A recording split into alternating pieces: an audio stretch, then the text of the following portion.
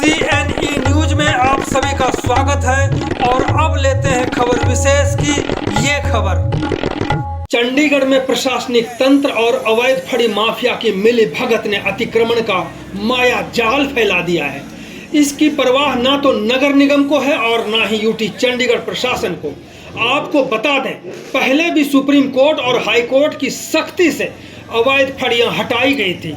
अब एक बार फिर सुप्रीम कोर्ट सख्त है, पर वही सवाल, क्या हर बार सुप्रीम कोर्ट को ही दखल देना पड़ेगा या स्थानीय प्रशासन की भी कोई जिम्मेदारी तय होगी? सुप्रीम कोर्ट के ताजा आदेश ने प्रशासन को अवैध फड़ियों पर कार्रवाई करने के लिए एक बार फिर से बाध्य कर दिया है। अदालत ने साफ संकेत दिए हैं कि सार्वजनिक सड़कों, फुटपाथों और ग्रीन बेल्ट पर अतिक्रमण किसी भी सूरत में स्वीकार नहीं किया जा सकता। इसी को लेकर हम बात करेंगे चंडीगढ़ सेक्टर 22 के प्रधान और स्वच्छता के ब्रांड एम्बेसडर प्रवीण दुग्गल उर्फ विशु से कि उन्होंने क्या कहा फड़ी माफिया को लेकर के। थैंक यू मधुकर जी, आपका हमारी मार्केट में आने का और हमारे व्यू लेने का जी। देखिए, ये एक बहुत ही अच्छा फैसला है और इसकी जो पालना भी बहुत अच्छे तरीके से की जा रही है। और कुछ इसमें जो कमियाँ थी या मतलब जो कोई कन्फ्यूज़न थी, वो जो अब 17 तारीख को जो हेयरिंग हुई है सुप्रीम कोर्ट में, उसमें सुप्रीम कोर्ट ने साफ निर्देश दे दिए हैं कि जो GRD सेल द्वारा दी गई अपना स्टे है, उनको 2 हफ्ते के अंदर इसको इन पे फैसला लिया जाए। और हाई कोर्ट को भी आगे उन्होंने अनुरोध किया है कि आप इसको 3 हफ्ते में इसको भी अपना वो ख़त्म करें। इससे क्या होगा कि चंडीगढ़ का जो एक वजूद था वो ख़त्म होता जा रहा था। जहाँ देखो फड़ी, जहाँ जिसका दिल किया वहाँ पे चद्दर ढा के बैठ गया जी, कोई दुकानों के आगे, कोई पार्किंग में, किसी एरिया में, हर जहाँ जिसको दिल करता वहाँ बैठ जाता था। और इससे क्या होगा कि चंडीगढ़ साफ़ सुथरा और अच्छा सुंदर चंडीगढ़ दिखेगा, जो ख़त्म होता जा रहा था। अब मुझे उम्मीद है कि वो फिर वापस चंडीगढ़ अपने उसी सुंदरता के ऊपर आ जाएगा। और जो सुप्रीम कोर्ट ने फैसला दिया जी, उसने रिजर्व किया, उसने भी फैसला नहीं दिया। उसने बोला कि पहले आप ये कीजिए, उसके बाद मेरे को एफिडेविट दीजिए। और उसको उन्होंने सुरक्षित कर लिया फैसले को कि वो देखेंगे इसमें क्या ठीक है, क्या गलत है, उसमें और क्या नई इंस्ट्रक्शन देनी है, वो भी अभी इन टर्म ऑर्डर कोई और भी दे सकते हैं। तो एक बहुत ही अच्छा फैसला है। और म्यूनसिपल कॉर्पोरेशन भी, मैं देख रहा हूँ पिछले 2 या 3 दिन से अपनी जी जान से मेहनत कर रही है, क्योंकि कई जगह पर म्यूनसिपल कॉर्पोरेशन के भी हाथ बंधे हुए थे। जैसे GRD सेल द्वारा स्टे दी हुई थी, जैसे कि अब पता लग रहा है कि 170 बंदों को स्टे है। अब वो 170 बंदे, उनको ऑलरेडी जगह अलॉट हो चुकी हुई है। किसी को 15 सेक्टर में, किसी को 46 सेक्टर में, किसी को गई, और हर किसी को सेक्टर 22 ही चाहिए। जो भी आता है 22 में चाहिए, जो भी आता है 22 में चाहिए। अब 22 में चाहिए अगर, तो 22 में जगह होगी तभी देंगे। 22 में ऑलरेडी एक वेंडर जोन बना हुआ है, उसमें 107 वेंडर बैठाए हुए हैं, और उसके अलावा 22 सेक्टर में जगह ही नहीं है, तो कहाँ बैठाएंगे? तो हर कोई 22 में ही चाहता है। तो एक बड़ा ही अच्छा और बहुत ही बढ़िया फैसला सुप्रीम कोर्ट ने अपना सुनाया। जो भी उन्होंने ऑर्डर किए हैं, बहुत ही अच्छे ऑर्डर किए हैं। और मेरे को लग रहा है कि अगले 5-7 दिन में आपको एक चंडीगढ़ अपने पुराने रंग में दिखना शुरू हो जाएगा।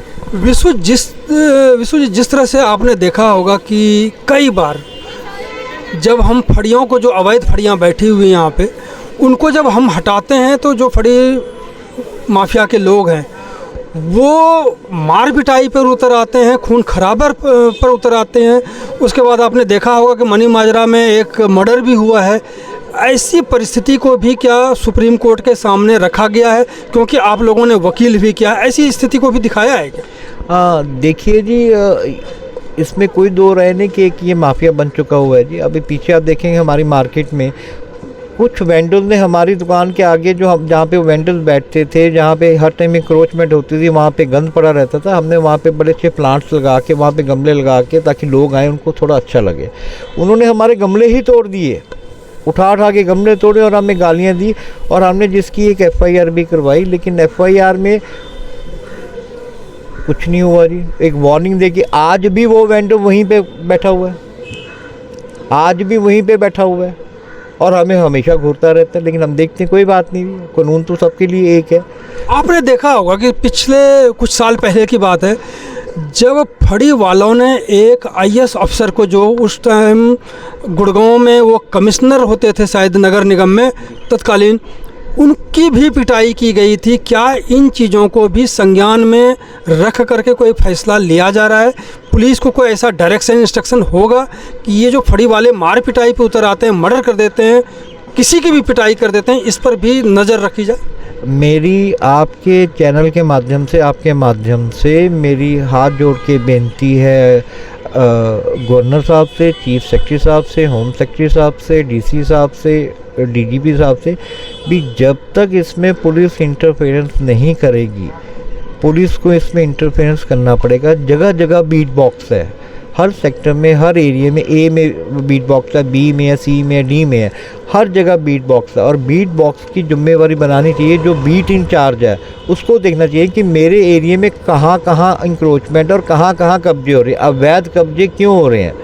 तो ये उनकी भी रिस्पॉन्सिबिलिटी बनती है। मेरे आपके माध्यम से मेरी गवर्नर साहब से, चीफ सेक्रेटरी, सभी से हाथ जोड़ के बेनती है, इसमें पुलिस को भी इन्वॉल्व होना चाहिए। जैसे कि अभी आप देखेंगे सुप्रीम कोर्ट में, उसमें अपना 5 नंबर पे अपना चंडीगढ़ पुलिस को पार्टी बनाया गया था, लेकिन नहीं आया, उनको दोबारा समन भेजे, अब वो भी वहाँ पे पेश हो गया। मेरे को उम्मीद है कि सुप्रीम कोर्ट कोई ऐसे निर्देश दे दे ताकि पुलिस की भी जिम्मेदारी बन जाए। जैसे सुबह इन्फोर्समेंट इंस्पेक्टर आ जाता है, उसके आने के बाद उसकी जो ड्यूटी है वो एक बंदा है, वो 12 बजे से लेके 8 बजे तक या 9 बजे तक अपनी ड्यूटी करता है और बड़ी ईमानदारी से कर रहा है, बड़ी ईमानदारी से कर रहा है। लेकिन क्या होता है कि वो एक जगह जाता है, पीछे से दूसरा फड़ी वाला बैठ जाता है, दूसरी जगह जाता है, पीछे से तीसरा फड़ी वाला बैठ जाता है। और जबकि जिस जिस एरिया में इंक्रोच है, बिल्कुल बीट बॉक्स उसी के साथ बने हुए हैं, उनको भी हदायतें देनी चाहिए कि ये आपकी भी रिस्पॉन्सिबिलिटी है, आप किसी का रास्ता नहीं रोक सकते। अगर मैं अब सड़क में जाके अगर एक व्हीकल खड़ी कर दूँ, कार खड़ी करके रास्ता बंद कर दूँ, तो पुलिस मेरे खिलाफ पर्चा देगी। लेकिन फड़ी के साथ तो ऐसी कोई स्थिति नहीं आती है कि, क्योंकि कहते हैं कि जब केक काटे जाते हैं तो हर जगह बंटते हैं, तो केक खाएंगे या वो फिर एनक्रोचमेंट हटाएंगे?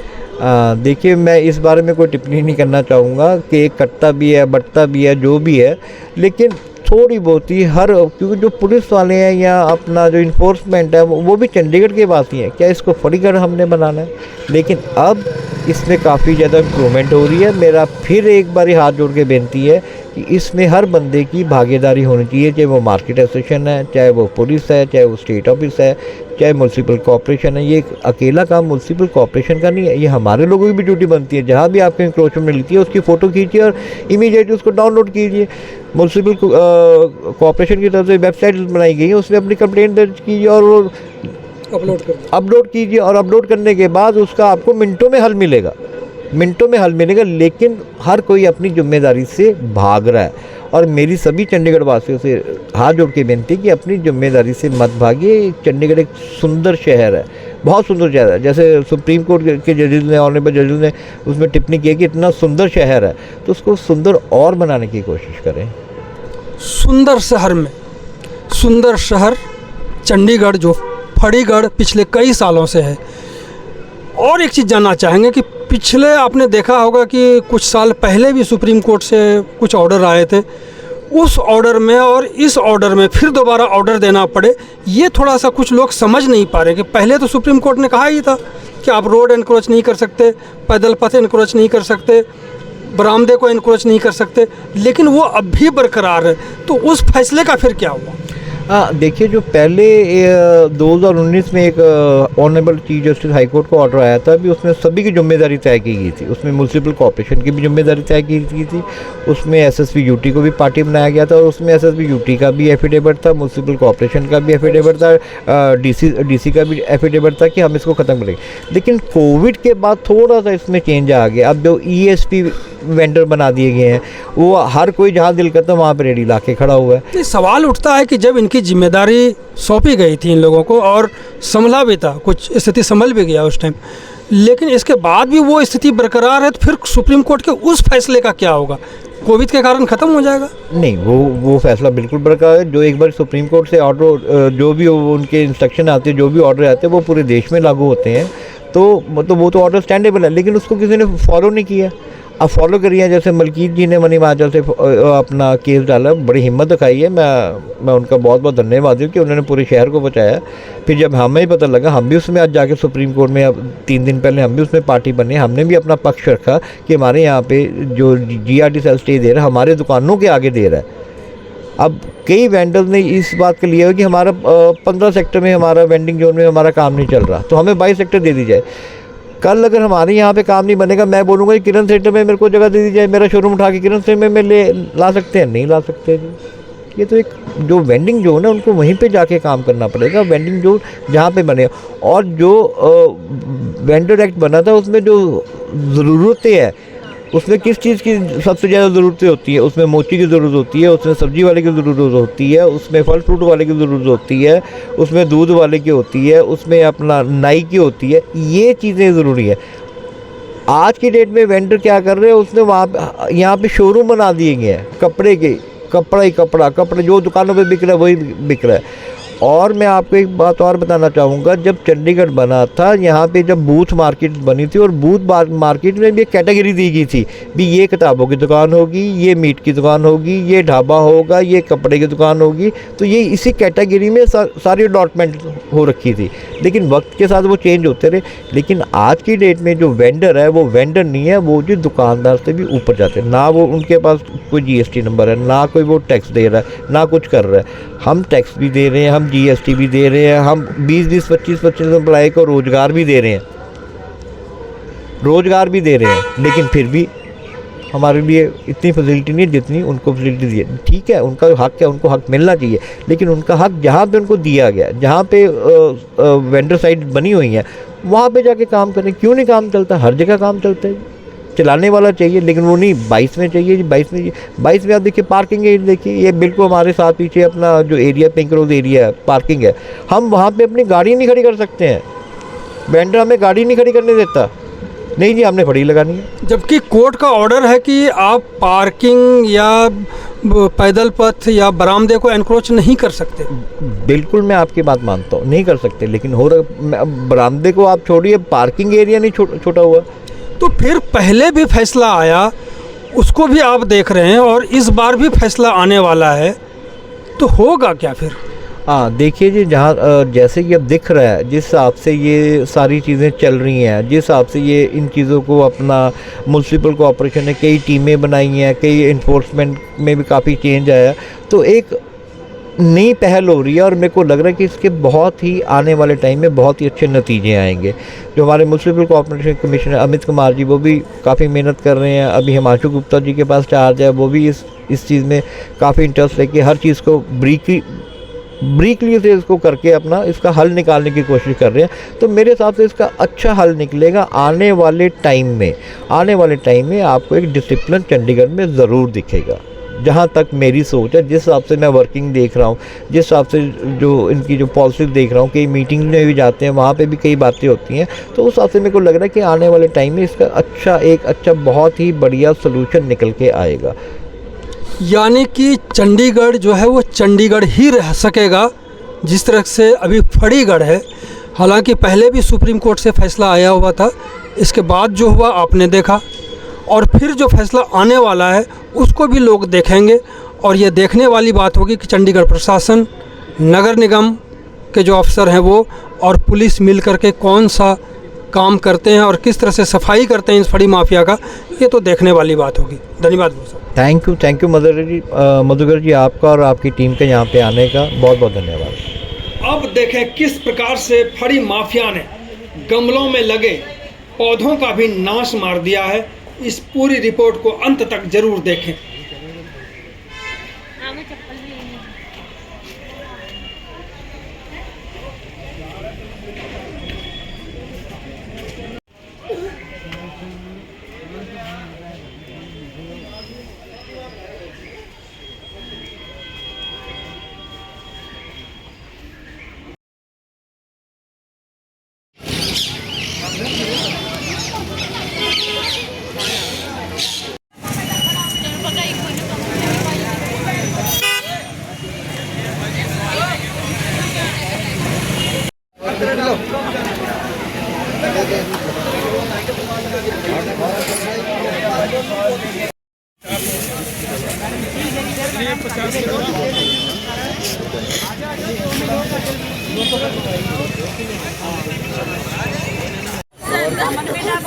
मिनटों की गाड़ी है।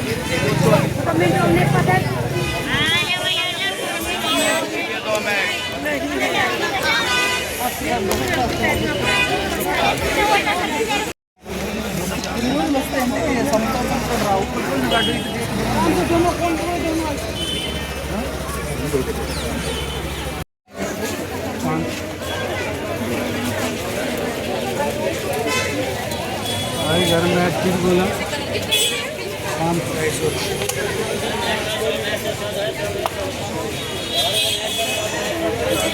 क्या हाल है जनाब?